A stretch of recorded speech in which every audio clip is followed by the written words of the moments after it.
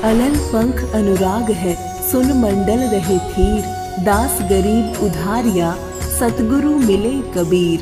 दिनांक 19, 20 व 21 मार्च 2024 को जगत गुरु तत्वदर्शी संत रामपाल जी महाराज के सानिध्य में मनाया जा रहा है संत गरीबदास जी महाराज जी का बोध दिवस।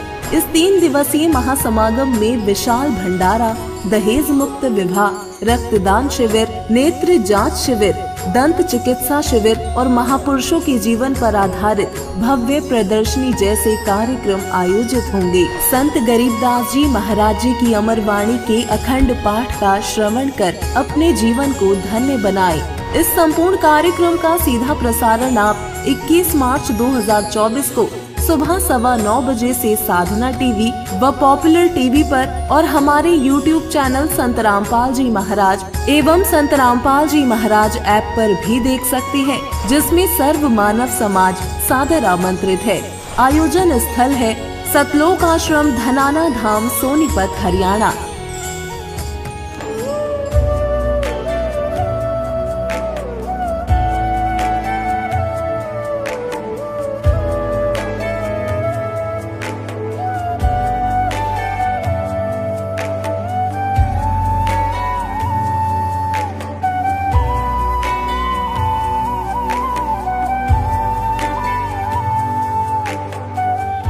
पवित्र श्रीमद् भागवत गीता, पवित्र चारों वेद, पवित्र कुरान शरीफ, पवित्र बाइबल, पवित्र गुरु ग्रंथ साहिब, पवित्र कबीर साहिब की वाणी में छुपे हुए गूढ़ रहस्य अर्थात तत्व को जानने के लिए कृपया अवश्य सुनिए जगत गुरु तत्वदर्शी संत रामपाल जी महाराज के मंगल प्रवचन। वहां की जो स्थिति, जो भगवान वहां रहते हैं, वहां तेजो में शरीर है परमात्मा का, उसको सतपुरुष कहो, परम अक्षर पुरुष कहो, उसको कबीर भगवान कहो। तो सतपुरुष के एक रोमकूप में करोड़ सूर्य मिला दे, करोड़ चंद्रमा, ऐसी रोशनी है उस परमात्मा की, से भी तेज है। और नीचे से जो कबीर साहब गए थे 5 वर्ष के बालक की आयु में, वहां चवर उठा कर अपने दूसरे रूप पर चौर करने लगे। तो रामानंद जी ने सोचा कि ये कबीर जी तो यहाँ का कोई देवता है, गण है, और ये है सचमुच वो परम अक्षर ब्रह्म जिसके विषय में गीता में कहा है। तो उसी समय वो सोच ही रहे थे, वो तेजो में शरीर जो तख्त पर, तख्त माने सिंहासन, तख्त का अर्थ कोई यूं नहीं है लकड़ी का तख्त पर बैठे, यानी अनंत कोट ब्रह्मांड के कंट्रोलर के सिंहासन पर विराजमान है। वहां से खड़े हुए और चवर ले लिया परमात्मा से 5 वर्ष के बालक से, और 5 वर्ष का बालक बैठ गया उस अनंत कोट ब्रह्मांड के सिंहासन के रूप पर, सिंहासन के ऊपर कबीर रूप में। और वो तेजो में शरीर परमात्मा कबीर जी 5 वर्ष के बालक पर एक सेवक की तरह ऐसे सेवा करने लगे चवर से।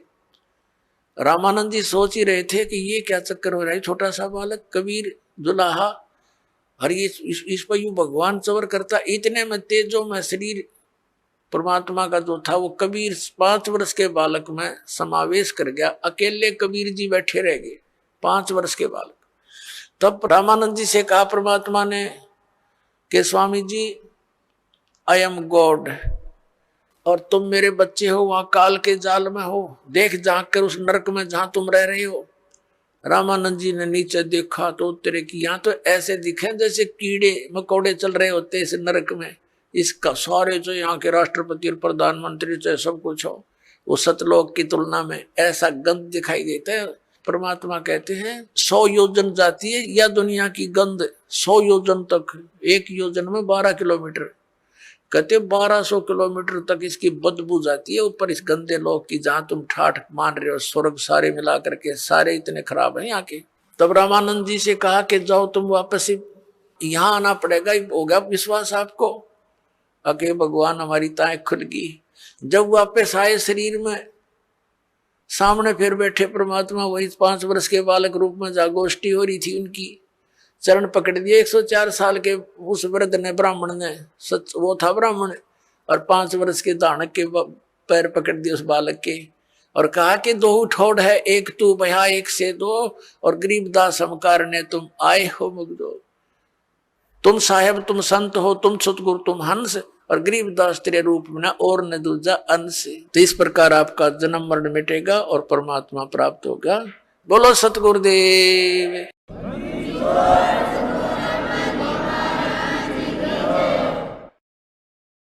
परमात्मा पूर्ण ब्रह्म सारी सृष्टि के रचनहार कुल मालिक कबीर देव कबीर साहब अल्लाहु अकबर जी की असीम कृपा से आप पुण्यात्माएं सत्संग सुनने के लिए उपस्थित हुए।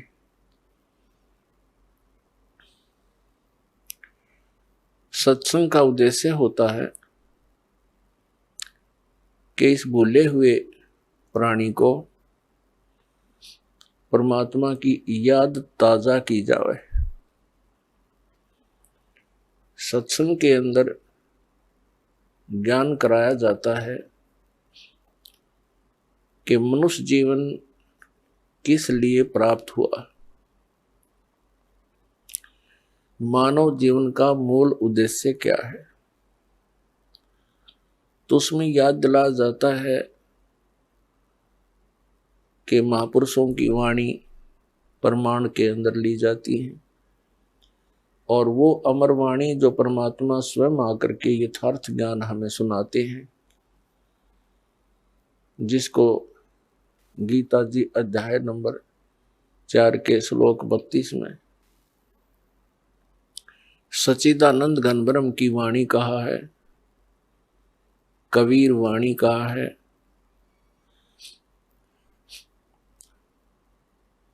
वो अमर वाणी परमात्मा स्वयं सुनाते हैं अपने मुख कमल से। तो इन महापुरुषों की और परमात्मा की उन अमर वाणियों को आधार बनाकर सत्संग सुनाया जाता है और उसके अंदर सत्संग के अंदर सभी सद्ग्रंथ भी आधार बनाए जाते हैं और उनके आधार से जो ज्ञान सुनाया जाता है वो सत्संग है। इसके अतिरिक्त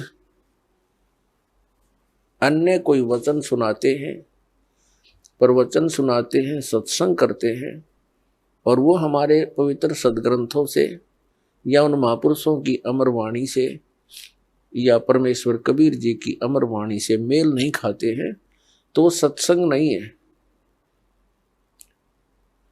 क्योंकि उनके अंदर सत्य नहीं है, सत्य का अभाव है। सबसे पहले सत्संग के अंदर ये जानकारी दी जाती है, मानुष जन्म पायक नहीं रटे हरि नाम, जैसे कुआं जल बिना बनवाया क्या काम। मानुष जन्म दुर्लभ है मिले न बारंबार, जैसे तरवर से पत्ता टूट गिरे वो बहुर न लगता डर। परमात्मा पूर्ण ब्रह्म सत्य पुरुष कबीर देव जी कबीर साहब जो काशी शहर के अंदर एक जुलाहे की भूमिका करके और परमात्मा जो गुण रखता है उसका प्रमाण दे करके अपनी अमृत वाणी को उच्चारण करके यथार्थ ज्ञान देकर वो सह शरीर आए थे, सह शरीर चले गए। वो पूर्ण परमात्मा है और परमात्मा के ज्ञान को परमात्मा ही बता सकते हैं। जीव तो अटकल लगाते हैं। कुछ श्रद्धालु कहते हैं संत को चाहिए कि वो अपना अनुभव बतावे, किन्हीं सदग्रंथों या पोथियों का सहारा ना ले। ऐसे विचार रखने वाले व्यक्तियों का ये भी मानना होता है कि सभी जितने भी ग्रंथ हैं ये मानव की रचनाएं हैं, उनका अपना अनुभव है। पुण्यात्माओं, ये सब अज्ञान आधार से ही प्राणी बोल सकता है, और इस अज्ञान को हटाने के लिए सत्संग की आवश्यकता पड़ती है। जैसे देश का संविधान होता है, वो भी एक पुस्तक है और वो भी एक मानव ने लिखी है। आपकी बात बड़ी करके चले, और कोई अन्य मानव अपने सत्र का और विधान बनाकर लिख दे और छपवा दे और बांट दे, तो उसकी क्या वैल्यू है, क्या यूज है, क्या लाभ हुआ उसका? वो व्यर्थ है। इसी प्रकार परमात्मा के विधान को लिखने वाला भले ही कोई मानव है, जैसे श्री वेद व्यास जी और श्री धर्मदास जी और श्री गोपाल दास जी, लिखने वाले मानव हैं, लेकिन वो संविधान परमात्मा का है, और उस विधान के अनुसार जिसके वचन नहीं है, उस संविधान यानी परमात्मा के विधान ज्ञान अनुसार किसी अन्य व्यक्ति, ऋषि महर्षि या किसी संत मंडलेश्वर महंत की वो पुस्तक परमात्मा के विधान से मेल नहीं खाती है, तो व्यर्थ है। दूसरी बात रही कि संत को चाहिए कि वो अपना अनुभव बतावे, पुस्तकों का आधार ना माने। ये भी एक बालक के विचार हो सकते हैं जिसने कभी विद्यालय देखा ही ना हो। जैसे टीचर होते हैं, विद्यालय में पढ़ाते हैं अध्यापक, उनका एक निर्धारित पाठ्यक्रम होता है, सिलेबस कहते हैं उसको, और जो टीचर सिलेबस से बाहर ज्ञान देता है और सिलेबस के अनुसार ज्ञान नहीं देता है, वो भले ही उसको पढ़कर सुनावे या उसको याद करके वैसे सुनावे, वचन वही होने चाहिए जो पाठ्यक्रम की पुस्तकों में विद्यमान है। तो वो टीचर ठीक है, हितैषी है, और जो उन पाठ्यक्रम की पुस्तकों से हटकर अपनी कोई अन्य बकवाद सुनाता है, तो वो टीचर ठीक नहीं। अब जैसे परमात्मा की जानकारी परमात्मा ने आकर बता दी, और उन्होंने ये भी ज्ञान दे दिया कि तुम ऐसे ऐसे करो जिस कारण से तुम वहां उस स्थान को प्राप्त कर लोगे जहां जाने के बाद फिर लौटकर संसार में कभी नहीं आना पड़ता। उसको पूर्ण मोक्ष कहते हैं।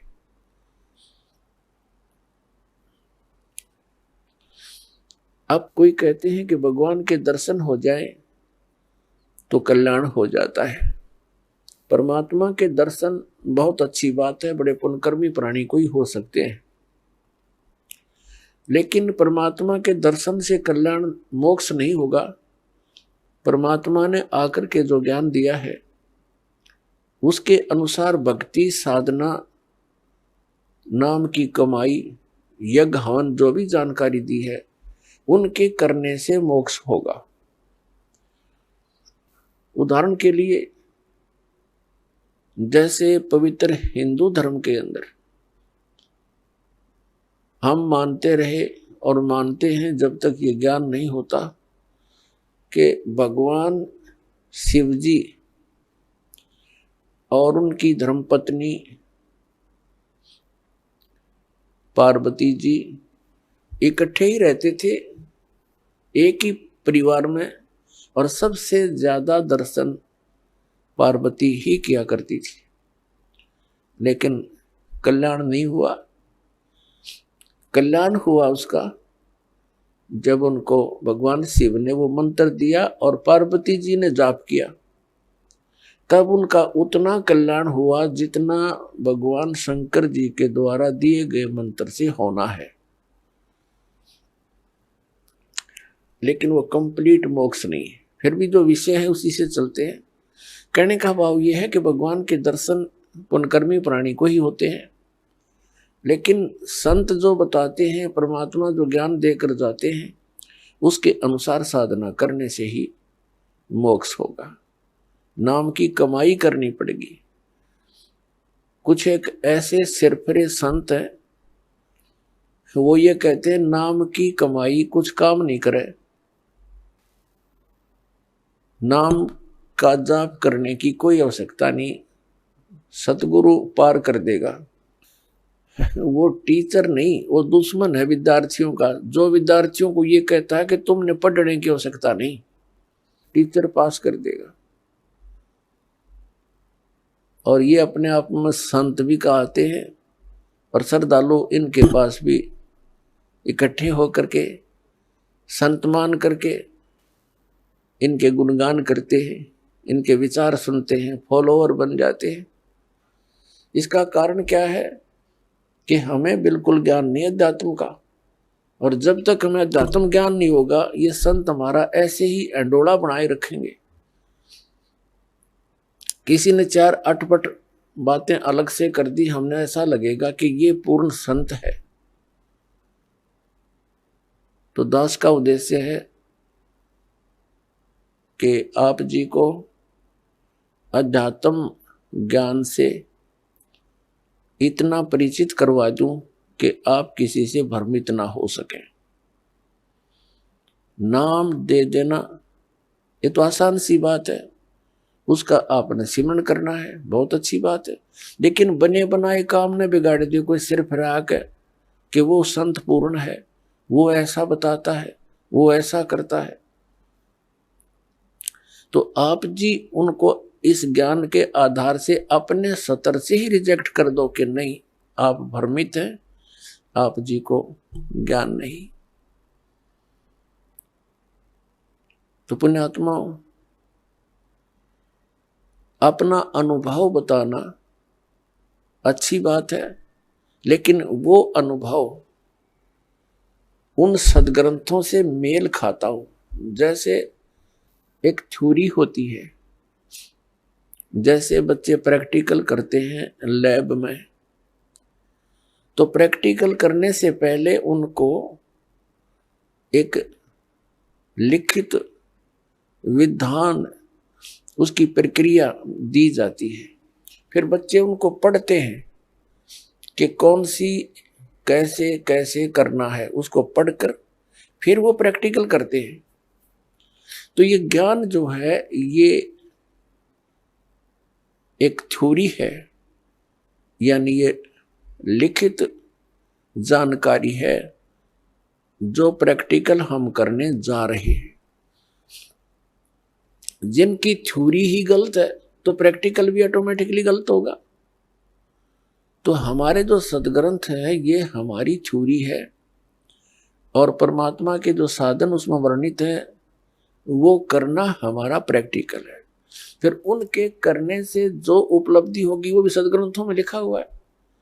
फिर वो बताने की आवश्यकता कैसे पड़ेगी, अपना अनुभव बताओ। तो इस प्रकार ये भ्रमित व्यक्ति कदम कदम पर बैठे हैं, भ्रमित करने वाले। श्रद्धालुओं की कमी नहीं, श्रद्धालु को तो परमात्मा की एक विशेष कसक होती है और वे परमात्मा के लिए भटक रहे हैं। आत्मा जब से मालिक से बिछुड़ी है, इसको उसी समय से उसकी आवश्यकता महसूस हो गई थी। जिस भक्त आत्मा ने सृष्टि रचना सुन रखी है तो उनको ज्ञान है कि पहले तो हम अपनी स्वेच्छा से इस काल भगवान के साथ लग गए और भगवान से विमुख हो गए। और जिसमें ये प्रकृति दुर्गा देवी जी इस काल भगवान के पास छोड़ी गई, उसी समय से इस काल ने हमारे साथ दुर्व्यवहार प्रारंभ कर दिया, और उसी दिन से और आज तक हमें सिवाय परेशानी के कुछ नहीं मिला। तो उसी समय इसको महसूस हो गया था, इस दुर्गा को, पुकार की थी, भगवान मुझे बचा ले। अपने पैर पे कुआड़ा मार के हम यहाँ आए हैं और पुकार करते हैं भगवान बचा ले। अभी तक हम उस भगवान से प्रार्थना करते रहे जो हमें दुखी तो कर सकता है, सुखी नहीं कर सकता। वो कौन है? ये ब्रह्म है, ज्योति निरंजन काल है, जिसके लोक में हम यहां रह रहे हैं। और इसके 3 पुत्र हैं, रजगुण श्री ब्रह्मा जी, सतगुण श्री विष्णु जी और तमगुण श्री शिव जी। हम इनसे भी अर्ज करते हैं हमारी रक्षा करो।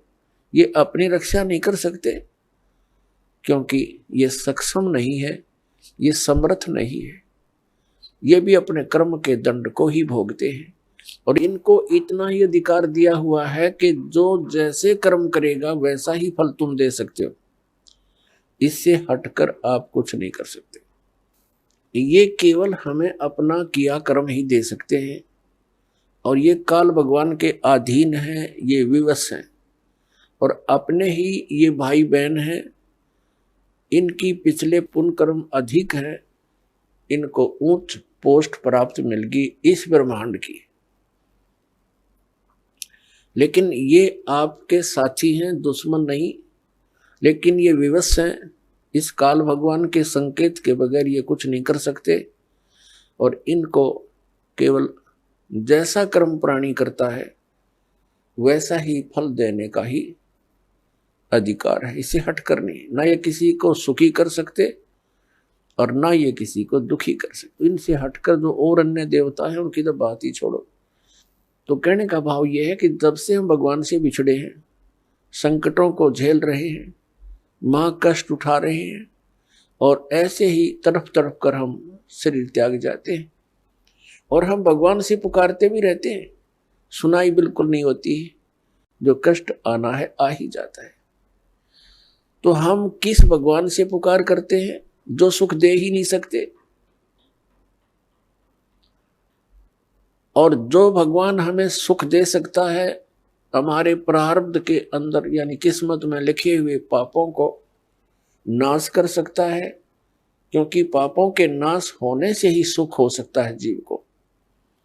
तो उसकी हमें जानकारी नहीं, उसका ज्ञान नहीं, क्योंकि इसका काल ने अपने बहुत से एजेंट तैयार कर रखे हैं जो संत कहलाते हैं, महंत कहलाते हैं।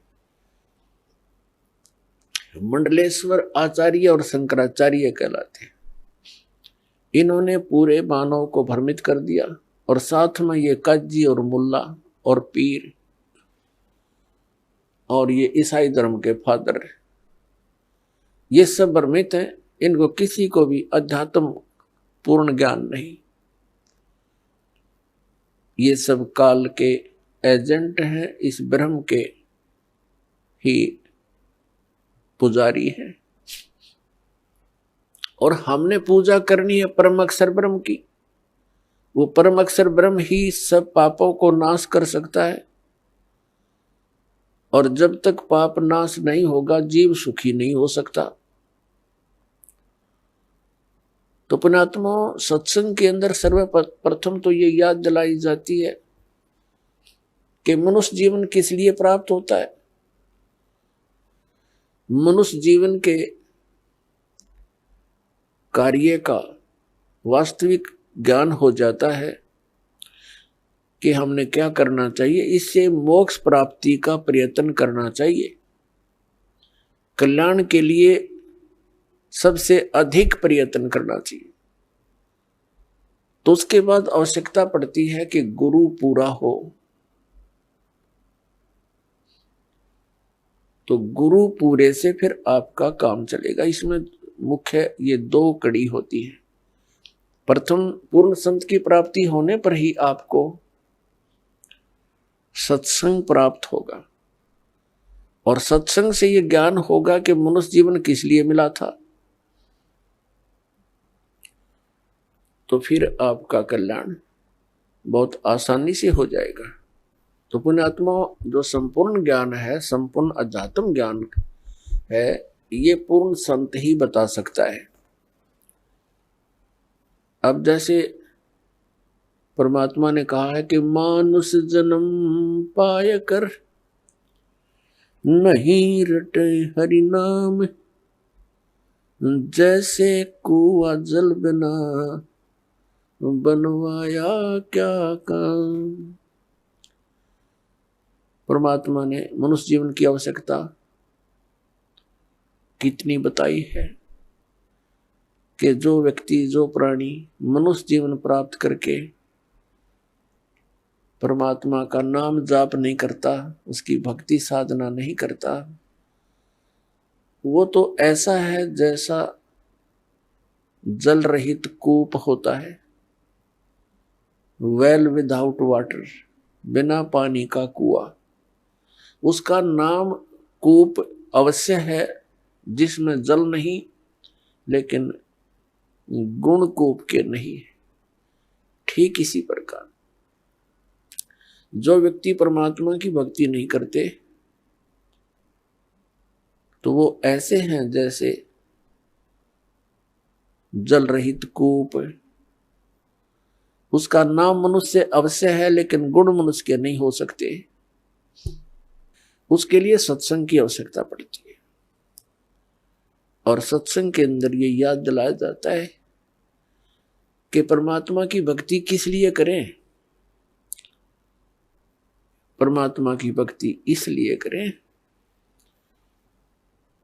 कि परमात्मा याद दिलाते हैं, साहेब से चितला ले रे मन गर्भ गुमानी। साहेब में भगवान से, परमात्मा से चितला, विशेष कसक बना भगवान की तरफ। अरे मन गर्भ गुमानी, हे अभिमानी मन, परमात्मा की तरफ लग जा। क्यों लग जा, किस लिए, क्या कारण है? ना लगने से क्या हानि है, लगने से क्या लाभ है? नाभि कमल में नीर जमा, तेरा दीना मैल बनाए। नीचे जठरा अग्नि जल थी, वहां तेरी करी सहाय। नीचे शीस चरण ऊपर को, वो दिन याद कराए। दांत नहीं जब दूध दिया था, अमी महारस खाए। बाहर आया भरम बुलाया, बाजे तोर सनाए। तू ही तो छोड़ दे, अब चला अधम किस राय। दाई आई घुटी प्याई, माता गोद खिलाए।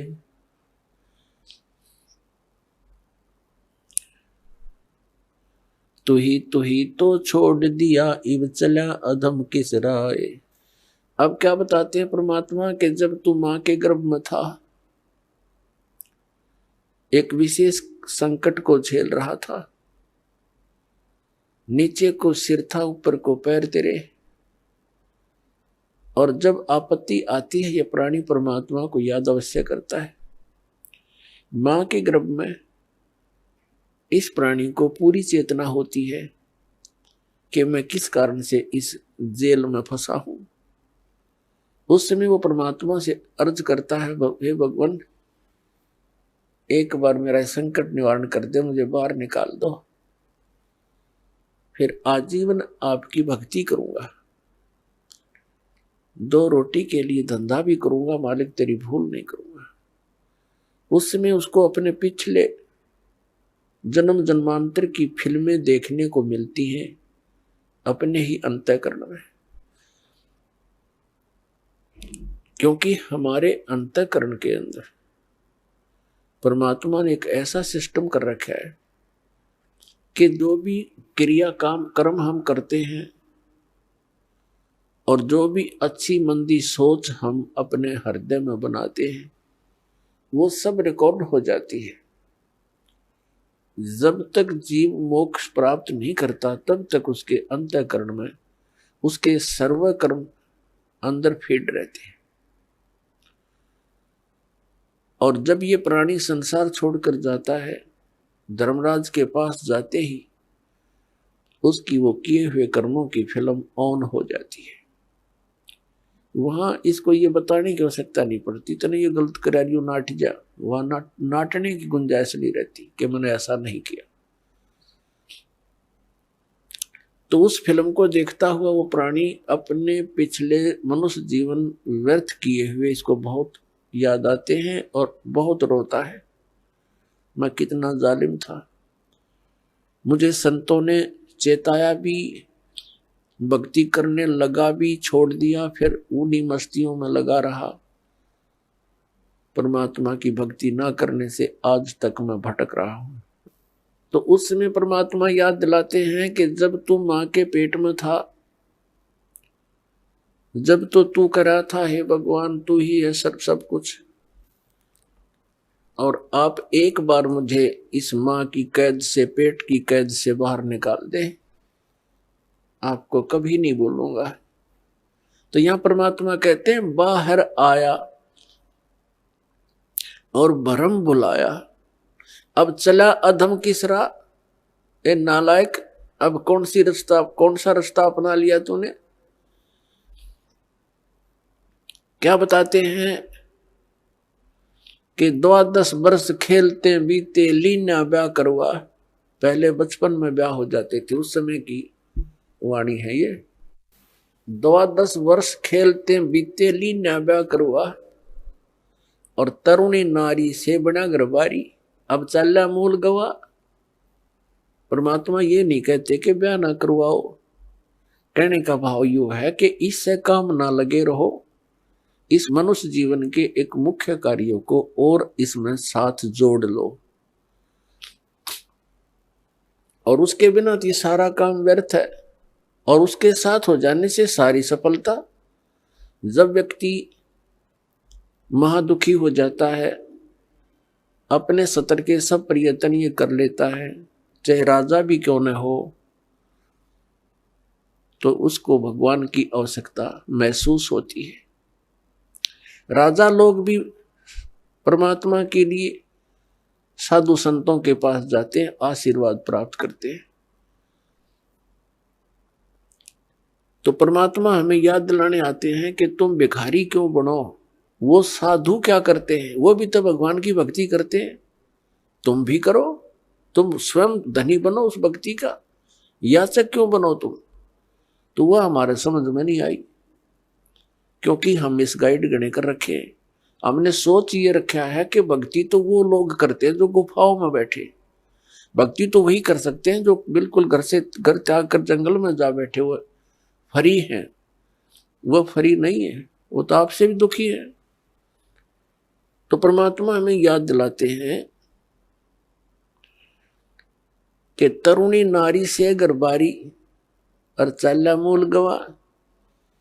मूल का अर्थ है जो अपने मनुष्य जीवन के श्वास रूपी पूंजी, जो मूल धन तुझे प्राप्त हुआ था। ये मनुष्य जीवन के जितने श्वास हैं ये आपका धन है, ये मूल धन है, और इस मूल धन से हमने आगे व्यापार करना था, सौदा करना था, और इसको दुगना तिगना चौगुना करना था। परमात्मा कहते हैं कि 3 लोक और भवन चतुर्दश सब जग सौदे आही, और दुगने तिगने और किए चौगने और किन हो मूल गवाही। 3 लोक और भवन चतुर्दश ये सभी अपने सौदे के लिए आए हुए हैं। जैसे कोई व्यक्ति विदेश चला गया या दूसरे शहर में चला गया 2, 4, 10 लाख रुपए लेकर व्यापार करने की वजह से कि उनके 10 के 20 बनाऊं, अपने नेक नीति से कमाऊं, और वो उन पैसों से ही जाकर के होटल में मौज मस्ती कर रहा है, व्यापार कर नहीं रहा, बिजनेस कर नहीं रहा, तो उस मूल धन को खर्च रहा है, उसको बर्बाद कर रहा है, और एक दिन कंगाल होकर स्वदेश लौट आएगा और किसी के मजदूर लगेगा। और दूसरा व्यक्ति उन 10 लाख रुपयों से सौदा खरीदता है, बेचता है, दुगने तिगने कर रहा है, तो उसने उसका यथार्थ लाभ प्राप्त कर लिया। ठीक इसी प्रकार जो मनुष्य जीवन प्राप्त प्राणी इस पूंजी को खर्च रहे हैं, कोई मंत्री बन गया, कोई प्रधानमंत्री बन गया, कोई जज बन गया, कोई IAS IPS बन गया, कोई फैक्ट्री का मालिक बन गया, ये पिछला धन है आपका। कोई मनुष्य जीवन ही आपको मिला है तो बहुत पुण्यकर्मी प्राणी है, आप धनी है भगवान के धन से। जिसको मनुष्य जीवन प्राप्त है वो मूल धन पूरा लिए हुए है। बाकी उच्च पोस्ट प्राप्त हो जाना, राजा बन जाना, ये उस भक्ति धन का एक एक्स्ट्रा आइटम है।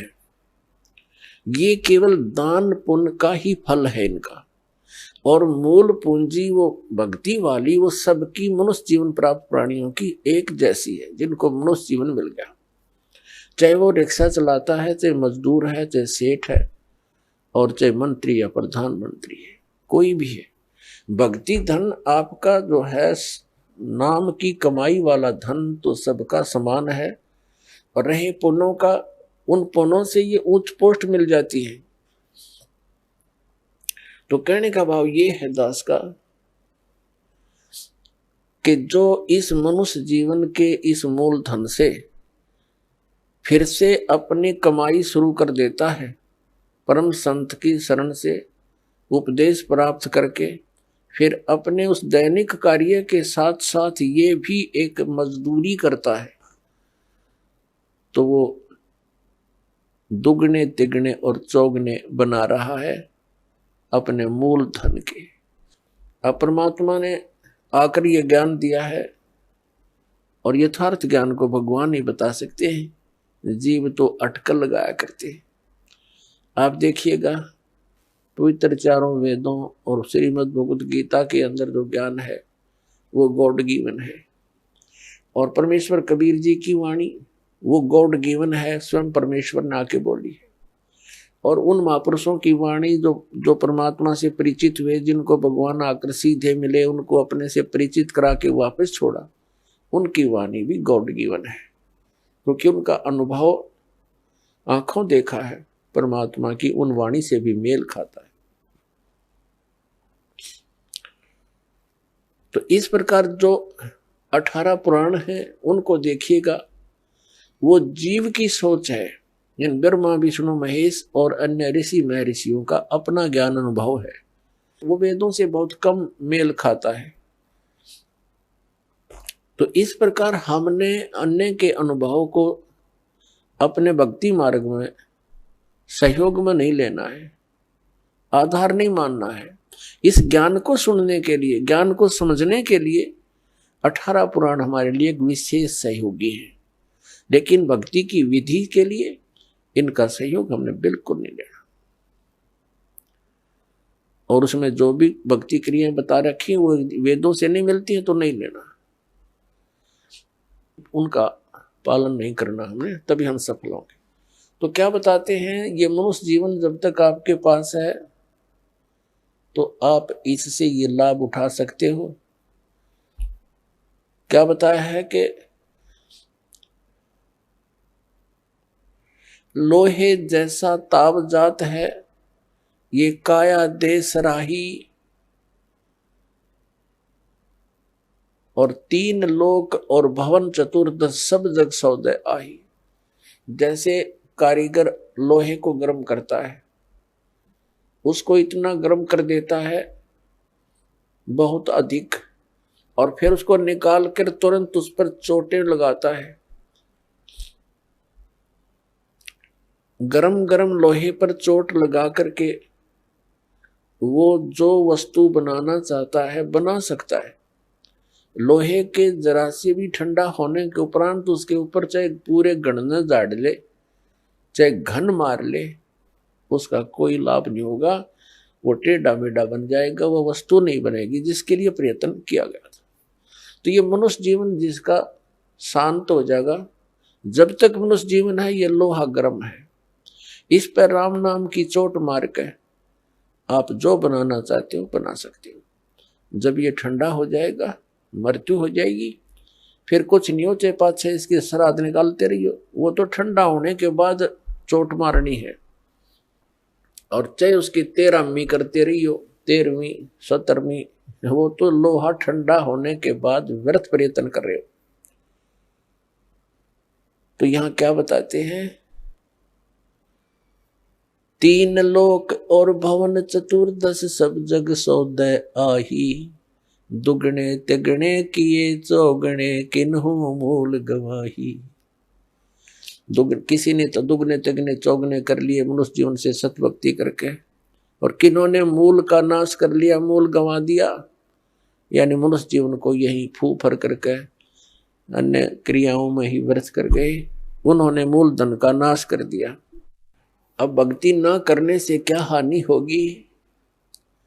नर से तीतू पशुआ की जय, गद्दा बैल बनाई, ये 56 भोग कहाँ मन मूर्ख, कित कुरडी चरने जाई। पुण्यात्मा, हम मनुष्य जीवन प्राप्त करके उन सभी सुविधाओं को प्राप्त कर लेते हैं जो भगवान मनुष्य जीवन प्राप्त प्राणी को देता है। वो क्यों देता है? इसलिए देता है कि इन सुविधाओं को प्राप्त करके ये भक्ति कर लेगा, अपना कल्याण करा लेगा। जिनको मानव शरीर प्राप्त है, वो उनकी ड्रेस अन्य प्राणियों से भिन्न है। ड्रेस मीन आपका ये शरीर, ये बॉडी, ये ड्रेस है, एक पोशाक है आपकी, ये स्टूडेंट की है। और जो स्टूडेंट, जो विद्यार्थी अपना उद्देश्य को पूरा ना करके, पढ़ाई ना करके सिनेमा देखता है, गेम देखता है, बाहर बकवाद करता है, तो फिर क्या होगा? वो अपना जीवन नाश कर रहा है, वो अपने उद्देश्य से भटक चुका है। और फिर क्या बनेगा? वो मजदूर लगेगा और कहीं मिट्टी ढोएगा, रिक्शा चलाएगा, पल्लेदारी करेगा। जिस उद्देश्य से वो विद्यालय में गया था उससे चूक गया, वो लाभ प्राप्त नहीं कर सका। ठीक इसी प्रकार आप जी, जिनको भी मानव शरीर प्राप्त है, चाहे वो रिक्शा चालक है, चाहे कोई मजदूर है, चाहे कोई धनी व्यक्ति है, चाहे अधिकारी कर्मचारी है, या कोई मंत्री, प्रधानमंत्री, मुख्यमंत्री, राष्ट्रपति है, ये सब स्टूडेंट हैं। और जो ये भक्ति साधना नहीं कर रहे, वो अपने उद्देश्य से भटक चुके हैं। माता पिता से प्राप्त उस धन का वो दुरुपयोग कर रहे हैं। हमारा माता पिता कौन है? कबीर भगवान। उसने हमें ये पूंजी दे करके आपको फ्री कर रखा है। जैसे बच्चे को माता पिता 15-16 वर्ष तक बिल्कुल फ्री कर देते हैं, बढ़िया कपड़े देते हैं, बढ़िया खाना देते हैं, कोई काम भी नहीं लेते हैं, पैसे भी खूब खर्च करते हैं, तुम किसी प्रकार अपना उद्धार करवाओ, अपनी शिक्षा पूरी कर लो। तो पुण्यात्मा, परमात्मा ने आपको वो धन देकर यहाँ एक विशेष ड्रेस परा रखी है। इसमें विशेष सुविधाएं हैं जिससे आप भक्ति कर सकते हो। बच्चे को इसलिए सुविधा दी जाती है, विद्यार्थी को, कि इन सुविधाओं को प्राप्त करके ही वो अपनी भक्ति, वो पढ़ाई कर सकता है, तभी सफल हो सकता है। तो आप जी को परमात्मा ने ऐसी सुविधाएं दी है, खाने के लिए सुंदर अन्न, फल, आहार, काजू किस्म, सेब, संतरे, दूध, दही और सद्बुद्धि दे रखी। मकान झोपड़ी गालो, प्राकृतिक आपदाओं से बचने के लिए भूख लगे जब भोजन खा लो, प्यास लगे जब जल पी लो, सब उपलब्ध है। उसके साधन बता दिए, जल ऐसे मिलता है। और फिर करना क्या था? बस बच्चे पैदा करो, इनको ब्याहो, इनको बस पाल पोस दो, फिर मर जाओ। क्या यही काम था इसका? ये तो पशु पक्षी भी कर रहे हैं। इसके साथ साथ एक अनिवार्य कार्य था जिसका हमें पता चलकर भी हम इस पर नहीं चल सके, क्योंकि संत साधु जन जितने हैं वो बताते हैं, समझाते भी हैं, लेकिन उनके वचन में शक्ति नहीं, उनके पास वो पावर नहीं, उनके पास वो भक्ति मंत्र नहीं जिसे प्राप्त करके प्राणी फिर आगे इस मार्ग को आगे चल सके। जिस कारण से अब मानो नास्तिकता की ओर बढ़ रहा है। तो मनुष्य जीवन आपको प्राप्त हुआ, इसकी उपलब्धि ना करने से, भक्ति ना करने से फिर क्या होगा? नर से तीतू पशुआ की जय गद्दा बैल बनाई, ये 56 भोग कहा मन बोरे, कहीं कुरडी चरने जाई। पुण्यात्मा, जब तक हम सत्संग नहीं सुनते तब तक हमारे ऊपर इस काल के माया व रूपी भांग का घना नशा होता है। कबीर साहब कहते हैं, कबीर ये माया अटपटी सब गट आण अड़ी, और किस किस ने समझाऊं या कुएं भांग पड़ी।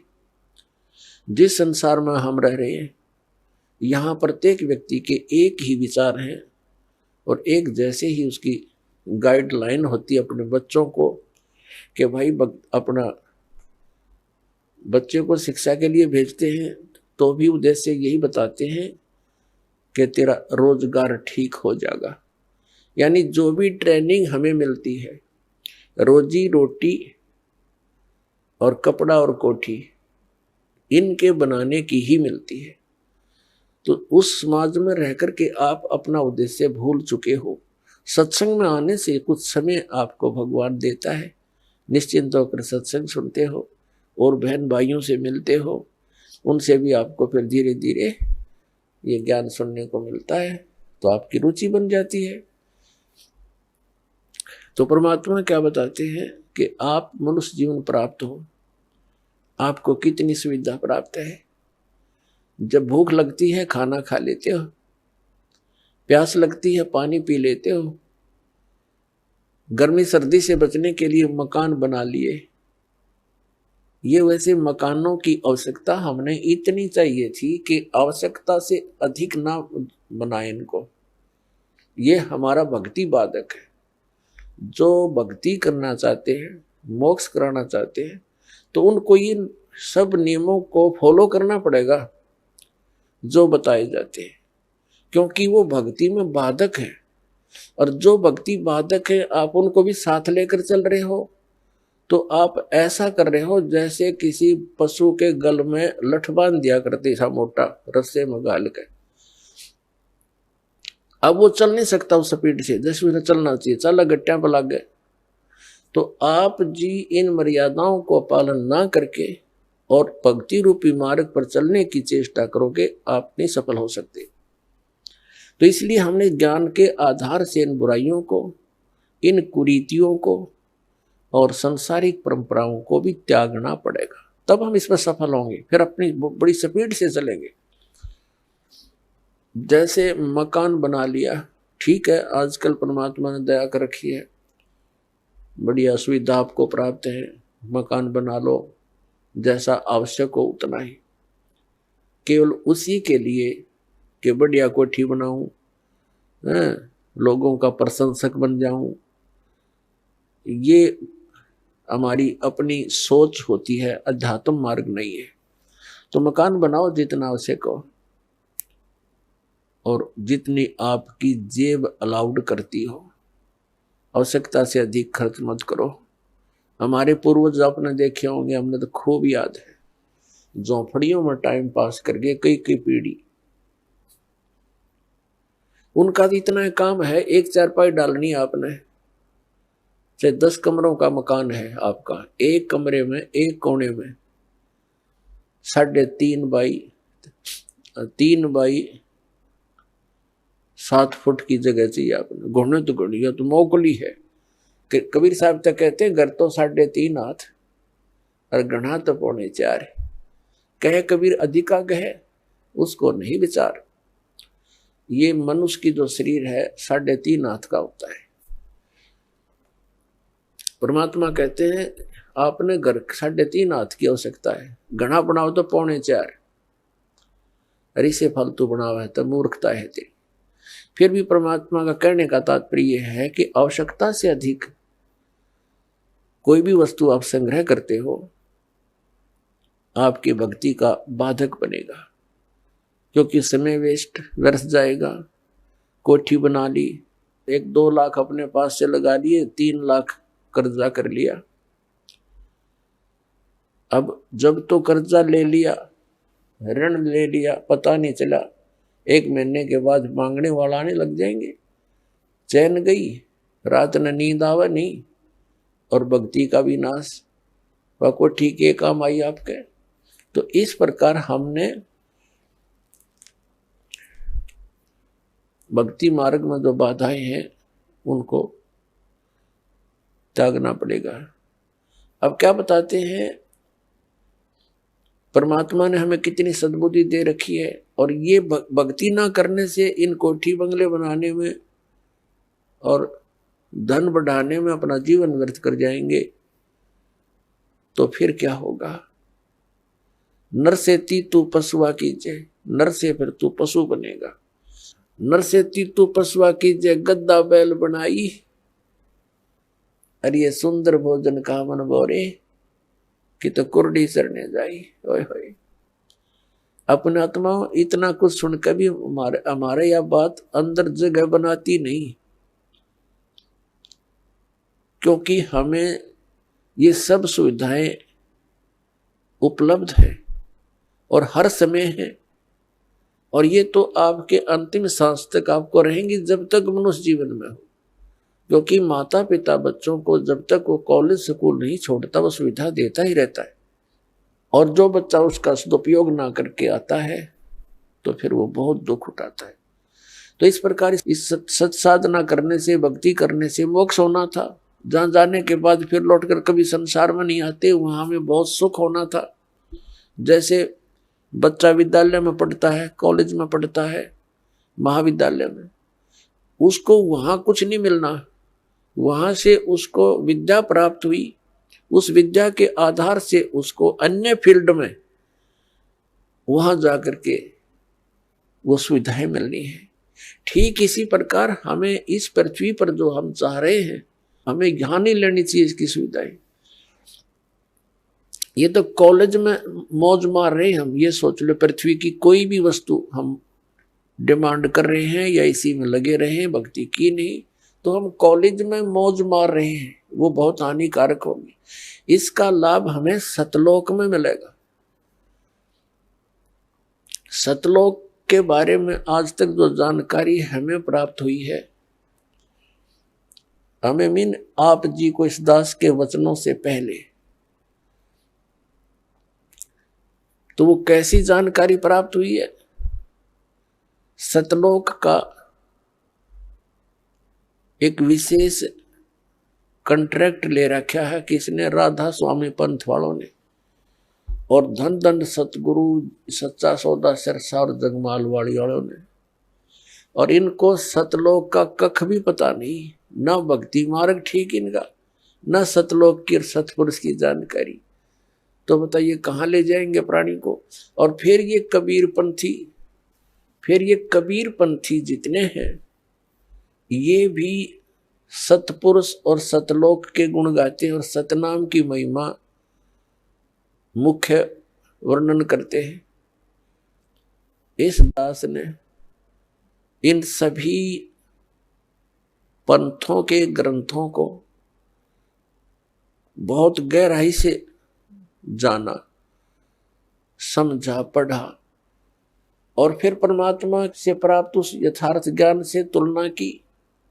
इन कबीर पंथियों के पास भक्ति मार्ग की ABCD भी नहीं है, और ना इन राधा स्वामी, जय गुरुदेव और ये सच्चा सौदा सिरसा वाले और जगमाल वाली इनके पास, और ना इन अन्य संतों के पास तो होना कहा, ना इन आचार्य और शंकराचार्यों के पास भक्ति मार्ग। ये तो सतलोक जानते ही नहीं,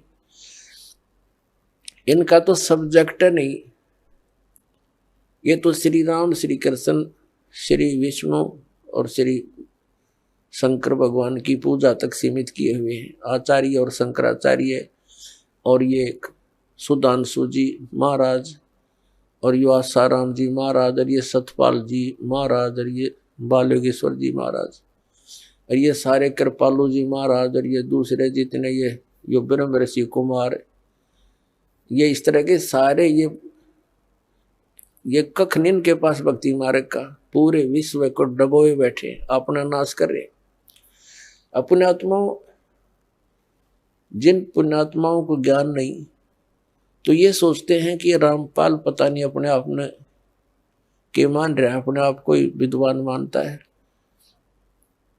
इसमें विद्वान और अविद्वान की बात तो है ही नहीं।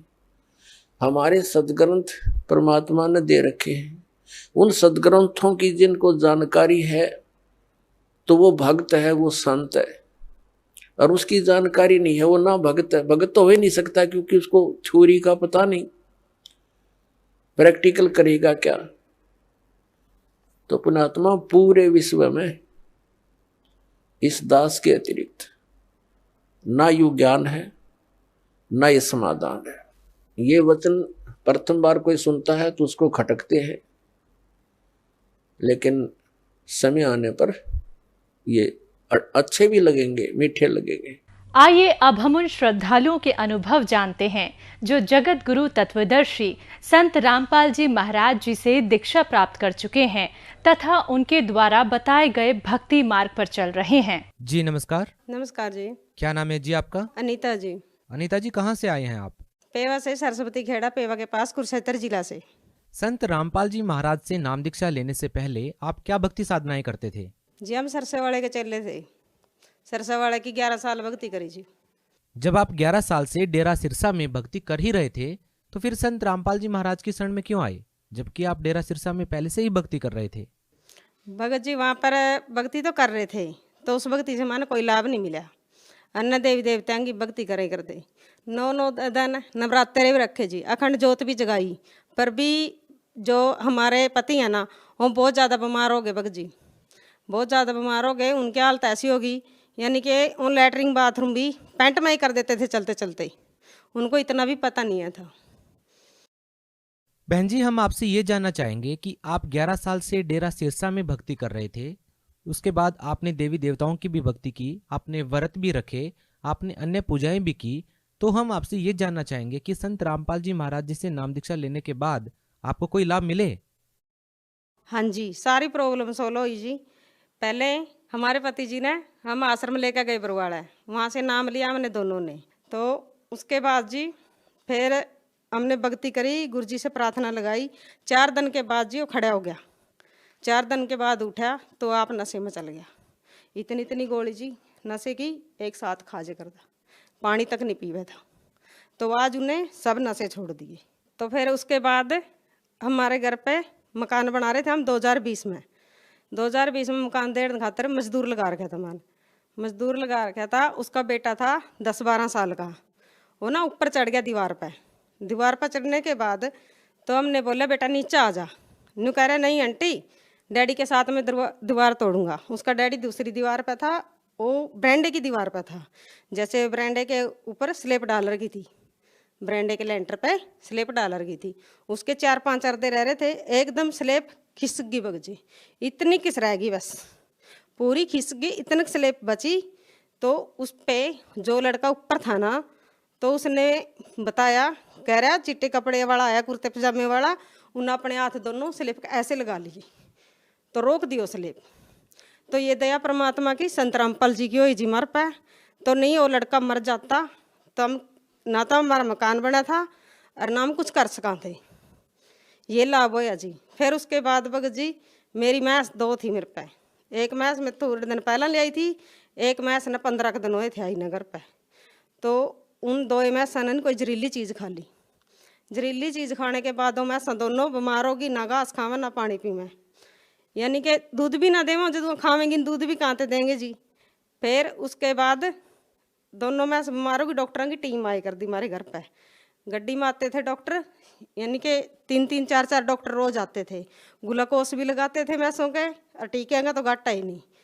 तो 105 बुखार और 104 बुखार दोनों मैसों का, नीचे नहीं हो रहा था। फिर उसके बाद उन्होंने नहीं राम होया मैसा का। फिर मैंने गुरु जी से प्रार्थना लगाई, भगत जी से फ़ोन कराया मैंने, वहाँ आओ आपने मैसा को संभाल लो, देख लो एक बार। फिर उस पर फ़ोन करने के बाद मैंने फिर परमात्मा तो प्रार्थना लगाई। मैं सबसे बड़ा डॉक्टर जब हमारे पास है तो मैं हमने फ़ोन करने और डॉक्टरों तभी के लाभ मिलेगा, दिखयाली डॉक्टरों पर बहुत है। तो पर बंदी छोड़ सतगुरु रामपाल जी से प्रार्थना लगाई जी। प्रार्थना लगाने के बाद तो मैं सना श्याम ने ही घास भी खाया जी, पानी भी पिया। पानी पिए पीछा घास खाए पीछा उन्होंने अगला दिन सवेरी दूध भी दिया। वो भैंस बिल्कुल ठीक हुई। एक ने 14 लीटर दूध दिया, एक ने 12 लीटर दूध दिया। ये मालिक की दया हुई हमारे पे। आप भगत समाज को क्या संदेश देना चाहते हैं? भगत समाज को मैं तो सो है सरसे वाले के पंथ में जुड़ रहे हैं नहीं मेरे बहन भाई। मैं तो सबका यही प्रार्थना करूंगा जोड़कर जी, वहाँ का रास्ता छोड़ो और ये संत रामपाल जी महाराज पृथ्वी पर पूर्ण संत आ रहे हैं, इनकी शरण में आओ। और सबसे जो मेरे भाई अपने सगे वो नहीं जुड़ रहे जी, मैं उनसे प्रार्थना करती हूँ, यहाँ आओ, नाम दीक्षा ले आओ, अपना किलान कराओ जी। जी धन्यवाद। सच्चाई।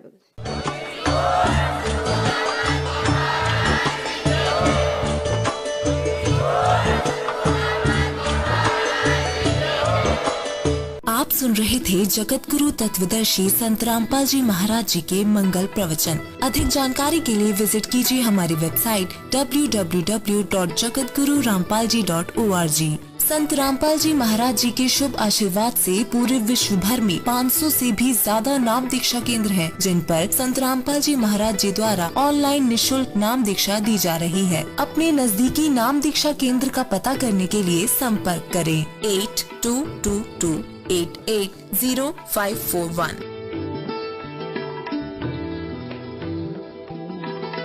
अलल पंख अनुराग है, सुन मंडल रहे थीर, दास गरीब उधारिया, सतगुरु मिले कबीर।